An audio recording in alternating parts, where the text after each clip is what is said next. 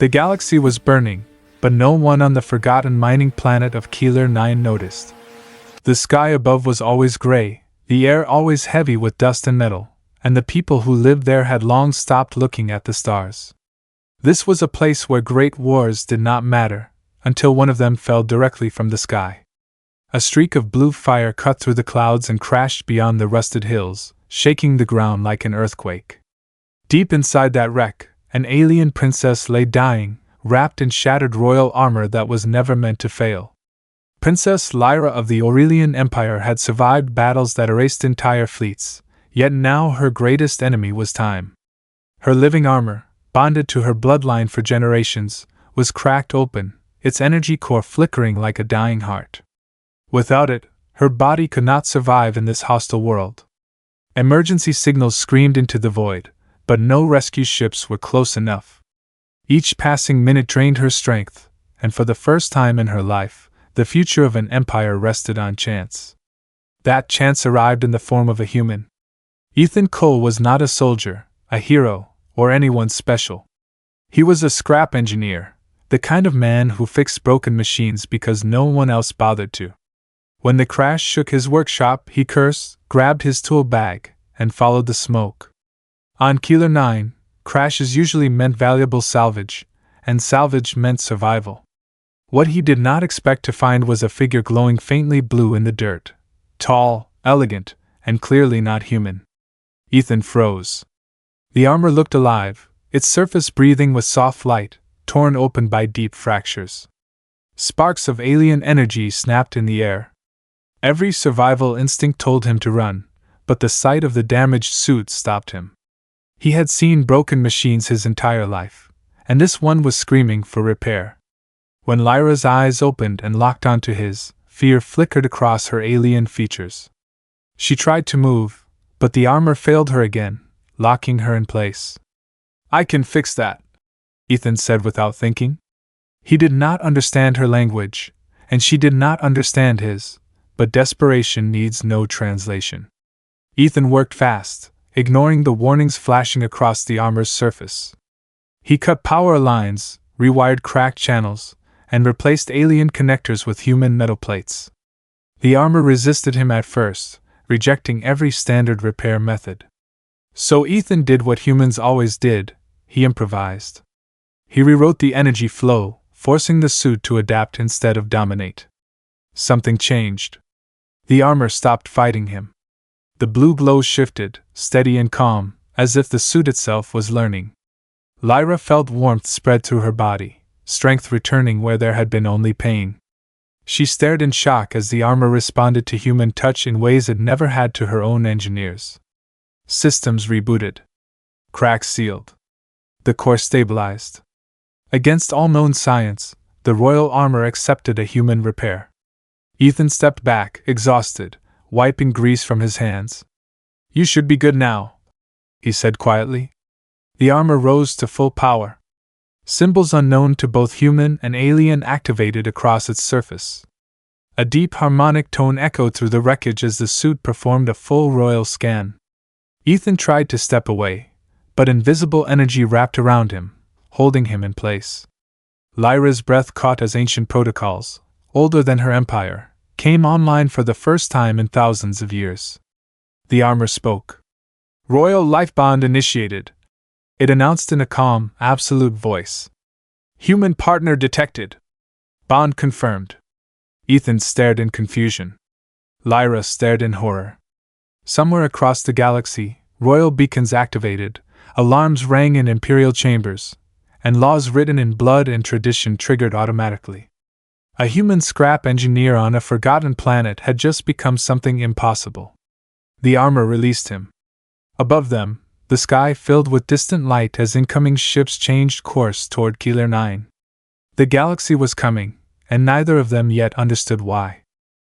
The silence after the armor's declaration felt heavier than the broken sky above them. Ethan stood still, trying to understand what had just happened, while the alien princess stared at him as if reality itself had cracked. The armor that surrounded her now glowed with calm, steady light, no longer damaged, no longer unstable. It looked complete, whole, and powerful, as if it had never been broken at all. Ethan was the first to move. He took a slow step back, then another. His mind searched for logic, for rules, for anything familiar. This was not how repairs worked. Machines did not announce bonds and certainly did not trap people in invisible fields. He raised his hands in a peaceful gesture, the way miners did when they met armed patrols on bad days. He spoke slowly, even though he knew she might not understand. I did not mean to do that. I just fixed what was broken. Princess Lyra finally found her voice. Her tone was low, controlled, but beneath it was fear, real and sharp. The armor should never respond to you, she said. The royal armor answers only to my bloodline, only to my command. Yet, as she tested the systems, the truth became impossible to deny. The suit responded faster when Ethan was near. Its energy levels adjusted to his presence, its internal signals aligned with his movements, as if it had always been waiting for him. Before either of them could speak again, the air above the crash site shifted, light folded inward, and 3 sleek alien ships emerged from hyperspace. Their arrival sent waves of dust across the ground. Ethan felt his chest tighten. This was not a patrol. These ships were elegant, armed, and marked with royal insignia. He knew enough about power to recognize it even in alien form. The first ship landed, and its ramp opened. Rows of armored guards marched out, weapons ready, but the moment they saw the repaired armor, they stopped instantly. Every single one of them lowered their weapons and knelt, their helmets turned not only toward Princess Lyra but also toward Ethan, who stood beside her, frozen in disbelief. Lyra's heart dropped. This was impossible. Royal protocol was clear. The armor recognized only one sovereign presence, yet the guards spoke the words that confirmed her worst fear and his greatest confusion. By ancient law, they said, the one who restores the royal armor is bound as protector and consort until death or dissolution of the throne. Ethan blinked. Protector, he could understand that in some strange alien way, but consort, that word echoed in his mind louder than the engines above. He shook his head, stepping back again. No, you have this wrong. I am just a mechanic. I fix broken things, that is all. But the armor did not agree. As if responding to his denial, the suit projected a symbol into the air, a glowing crest recognized across the empire. The mark of bond. It had not appeared in generations because no one had ever fulfilled the conditions. The guards bowed lower, their voices filled with awe. The armor has chosen. The bond is complete. Lyra felt anger rise, but it was powerless against the law written into the suit she wore. Her people believed the armor was perfect, untouchable, yet a human had repaired it by breaking rules her engineers never dared to question. She looked at Ethan, and for the first time she did not see a weak species or a temporary ally. She saw a variable the galaxy had never prepared for. News traveled faster than ships. Within minutes the signal was picked up by neutral relays and then by hostile ones across the galaxy. Screens lit up with the same message: human bonded to Aurelian princess. Royal marriage protocol triggered. The reaction was immediate: shock, outrage, disbelief. Humans were considered fragile, short-lived, and politically insignificant. Now one stood at the center of an ancient imperial law. Ethan was escorted aboard the royal ship, still struggling to breathe normally. The halls were wide, silent, and filled with eyes watching him, some with curiosity, some with fear, some with open hatred. He felt small in that moment, smaller than he ever had on his mining world, but somewhere deep inside him another feeling began to grow, a quiet, stubborn resolve. Humans survived by adapting, and right now survival meant understanding what he had been pulled into. Lyra stood beside him as the ship entered hyperspace. Her voice was steady, but her thoughts were not. You have changed everything, she said softly, not just for me, for the Empire. Ethan looked at the stars stretching into lines outside the viewport. Then I guess, he replied, we better figure out how to fix what comes next. Far away in the heart of the Galactic Council, a final message was issued: the human must be brought before the court. If the bond is proven false, he will be executed. If it is proven true, the galaxy will never be the same. The Galactic Council chamber was larger than any city Ethan had ever seen. It was carved from black crystal and floating above a star like a throne made for gods. Rows of alien delegates filled the vast hall, their forms tall, small, armored, scaled, and glowing in ways no human language could properly describe. Ethan stood alone at the center on a circular platform of light with no weapons, no armor, and no title that made sense to him. He was not there as a hero or a guest, he was there as a question the galaxy was afraid to answer. Whispers rolled through the chamber like distant thunder: a human, a mechanic, a bonded consort, impossible, unacceptable, dangerous. Those words passed between the delegates without sound, yet Ethan could feel them pressing down on him. He kept his back straight because that was all he could control. Princess Lyra stood several levels above him beside the imperial crest. Her face was calm, but her hands were clenched. The armor responded to her emotions glowing faintly as if aware that this place was hostile. The High Arbiter rose slowly, its voice echoing through the chamber. Human Ethan Cole, you stand accused of violating royal protocol, manipulating sovereign technology, and threatening galactic balance. Speak and explain how a being of your species bound himself to an Aurelian princess. Ethan swallowed. He had fixed engines under fire and walked through collapsing tunnels, but nothing compared to this. Every eye in the galaxy seemed to be waiting for him to fail. He took a breath and spoke in simple, honest words. I did not bind myself to anyone. The armor was broken. I repaired it the only way I knew how. Laughter rippled through parts of the chamber, cold, sharp, and dismissive. An insect species to the left clicked in amusement. A towering warrior race crossed its arms. Humans repair by force, not understanding. One delegate said our technology is beyond their minds. Ethan looked up at them, then back at the Arbiter. I did not understand the armor, he admitted. I listened to it. Machines tell you when something is wrong. You just have to stop treating them like perfect objects and start treating them like systems that can change. That made the room quiet. Lyra stepped forward, then her voice carried authority earned through blood and duty. The human speaks truth. Our engineers follow doctrine. They replace, they obey. He repaired, he adapted. The armor accepted him not because he was human, but because he solved a problem we refused to see. The Arbiter raised a limb for silence. The bond itself is the matter of judgment. If the armor responds to him, demonstrate it. Ethan felt every muscle tense. As the platform lit up, the armor around Lyra shifted its attention toward him without being asked. Its systems synchronized, energy patterns aligned with his heartbeat, visual displays adjusted to his eye level. The chamber reacted instantly. Delegates stood in alarm. The impossible was happening in full view. One council member shouted, "This is manipulation, remove him at once." Before anyone could act, the chamber shook. Warning lights flared across the black crystal walls. A new voice cut through the chaos. Automated and urgent. Incoming hostile fleet trajectory confirmed. Target Galactic Council. Fear spread faster than any word. The enemy empire had chosen this moment to strike. Decades of politics erased in seconds. Guards rushed to defensive positions. Delegates argued, shouted, demanded protection. Ethan looked around at the panic, and then at Lyra. She met his eyes, and in that moment he saw not a princess, but someone trapped by systems just as broken as machines. "What do we do?" he asked. The armor answered first. "Emergency combat authorization available. Bonded partner required." Ethan felt the weight of the galaxy settle on his shoulders. The same hands that once held scrap tools were now expected to help defend a council of worlds. He did not hesitate, because humans rarely had the luxury of hesitation. He nodded. "Do it." Energy surged. The armor expanded, its shields projecting barriers across the chamber, stabilizing the structure. As the first explosions echoed in the distance, alien defenses activated, but they were slow, designed for formal war, not sudden chaos.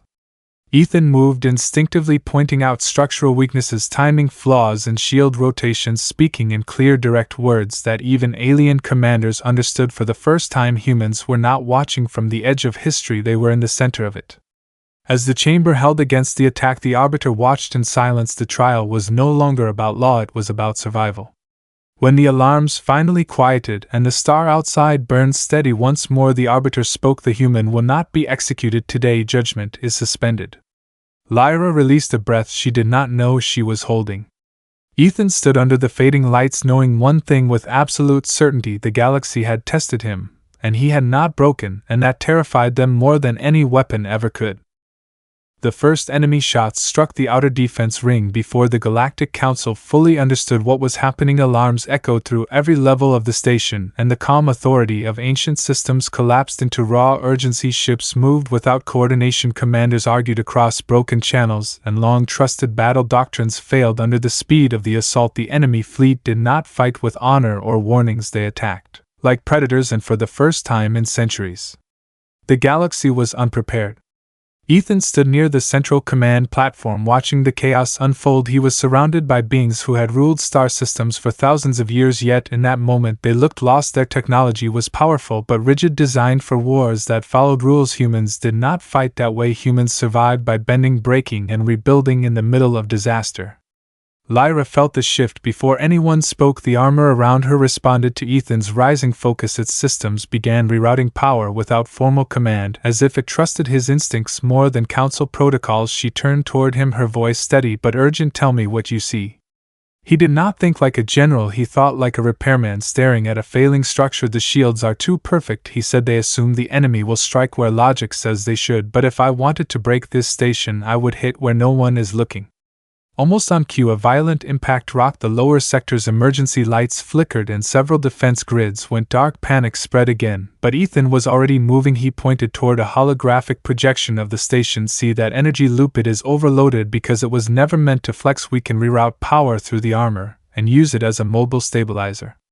Several commanders protested that was not its purpose, that would damage sacred systems, but Lyra raised her hand and they fell silent. The armor had chosen this human, and she would trust that choice. Activate it, she said.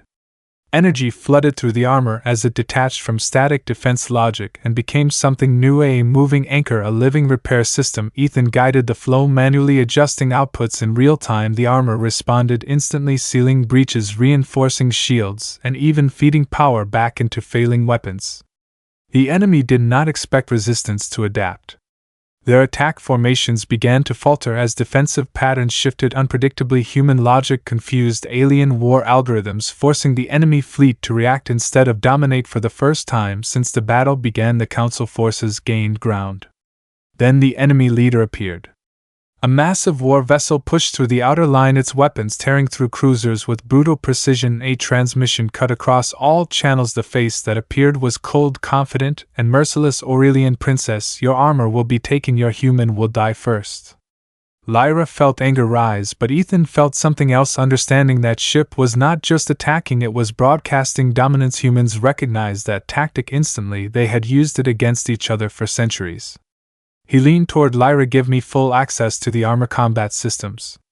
Several voices objected, but the explosion of another Council ship ended the debate. Lyra nodded, granting permission. The armor opened deeper layers, ancient and dangerous, designed only for sovereign use. Ethan did not try to control it, he worked with it. He redirected energy into unconventional vectors, overcharging shields, then releasing the excess as focused pulses. The armor became a weapon not through brute force but through timing. The enemy vessel took a direct hit and staggered its formation, breaking the morale of the fleet. Cheers rose across the command decks, but they died quickly when sensors screamed again. Lyra gasped as the armor suddenly resisted Ethan's input. A sharp alert filled the air. Princess captured, hostile boarding signal confirmed. The enemy had bypassed defenses and launched directly toward her position. Before anyone could react, a containment field snapped into place, and Lyra vanished in a burst of hostile energy. The armor on Ethan's display went dark, half its systems locked away. Silence followed, then the enemy leader's voice returned, calm and satisfied. The princess is mine. The human will surrender or watch her fall. Ethan stood very still. Every system screamed failure, every protocol warned retreat, but humans did not retreat when something they cared about was taken. They rebuilt, they adapted, and then they came back harder. He looked at the stunned Council members, then at the burning star beyond the chamber windows. You built your systems to be perfect, he said quietly. That is why they break. He turned back to the controls, already rewriting access paths, already planning something the enemy would never predict. Because this time the human was not repairing a machine. He was coming to take someone back. The moment Princess Lyra was taken, the battlefield changed, not in fire or movement, but in meaning. Across the command deck, silence replaced panic, as if the galaxy itself had stopped breathing. Enemy ships pulled back, holding position not in fear but in confidence. They had what they wanted, and they wanted everyone to know it. Ethan felt the loss like a sudden pressure in his chest. The armor systems linked to her presence went quiet, leaving behind cold, empty channels. For a brief moment doubt tried to surface, not fear but the question of whether he truly belonged in this war. Then the message arrived, projected across every screen in every language. The princess will be exchanged for the human. No delay, no negotiation. The Council erupted. Some demanded compliance, others argued that no single human was worth the risk of an empire, yet none of them spoke to Ethan. They spoke around him as if he were already a symbol, not a person. Ethan stepped forward anyway. His voice was calm because humans learned early that panic helped no one. I will go, he said. The chamber fell silent again. The arbiter turned slowly. Human, you do not understand the consequence. I understand enough, Ethan replied. If I am what they want, then keeping me here only puts more lives at risk. Lyra was not there to stop him, but her armor still listened. The faintest flicker of light returned to the systems, as if reacting to his decision. A Council commander shook his head. You will be killed. Ethan nodded. Maybe, but humans are good at dying for the wrong reasons. I would rather do it for the right one. A small ship was prepared, stripped of weapons and shields. A surrender beacon was activated. As Ethan walked toward it, something unexpected happened. The armor projected an image of Lyra, not as she was now, but as she had been, standing on the council platform, calm, proud, and unbroken. Her voice echoed through the chamber, not a transmission, but a memory stored within the suit. If you hear this, it means I have been taken, and it means you are considering sacrifice. Ethan stopped walking. I was raised to believe duty is everything, she continued, but you showed me something different. You repaired what we abandoned. You fought without hatred, and you offered your life without being ordered. That is not weakness, that is choice. The armor pulsed with energy, spreading through the chamber, locking doors, freezing movement. The council shouted but could not intervene. Lyra's voice grew stronger. I refuse to be saved by obedience. I choose partnership. Far away aboard the enemy flagship, Lyra felt the armor respond despite her restraints. Ancient protocols stirred, ones that had never been activated by blood alone. The bond was not about ownership or power, it was about trust. The enemy leader sensed the shift and shouted orders. Too late. The armor linked across distance, across interference, across impossible barriers. Ethan felt the surge as the armor unlocked its deepest layer. Final protocol available, bond confirmation required. He whispered yes. Energy erupted, not in destruction but in alignment across the battlefield. Systems recalibrated, human logic fused with alien design, creating something neither side had ever built alone. The small surrender ship became a signal node, spreading control access through the armor network. On the enemy flagship, Lyra broke free as the containment field failed around her. The armor reformed around her, stronger than before, no longer bound by old limits. The enemy leader stared in disbelief as his own systems shut down, rewritten by a protocol he did not understand. The battlefield turned in seconds. Enemy ships powered down one by one, caught in a web of control that did not destroy but disabled, leaving no room for retreat. Lyra stood on the bridge of the enemy vessel, her armor glowing with calm authority. She opened a channel to the council and to Ethan. This war ends now, she said. Ethan sank to one knee, not from exhaustion but from relief. The bond had held, not because of law, not because of tradition, but because two beings from different worlds chose each other in the moment it mattered most. The galaxy watched in stunned silence as the enemy fleet surrendered without another shot. And somewhere deep within ancient systems a new truth was recorded. Power alone could be stolen, but choice could not. The galaxy did not cheer when the battle ended. It watched in disbelief as enemy ships drifted powerless across the void, the kind of victory achieved without annihilation. Unsettled civilizations built on dominance and fear. Silence spread through the council chambers and across thousands of worlds where leaders struggled to understand what they had just witnessed. A human had not conquered the galaxy, he had changed how it fought. Ethan stood where the command platform met the open viewing arc. His clothes were still stained with grease and burn marks, a reminder that he did not belong to this place of crystal and stars. Yet every system display recognized him as a bonded authority. The title scrolled across countless screens in languages old and new: consort, protector, sovereign, partner, husband. The word carried weight heavier than any weapon. Princess Lyra returned aboard the council station in a procession that felt less like a victory march and more like a reckoning. The armor surrounding her shimmered with controlled power, but it no longer felt distant or untouchable. It felt alive, responsive, connected to something beyond royal blood alone. She had been a ruler bound, she had become something unprecedented.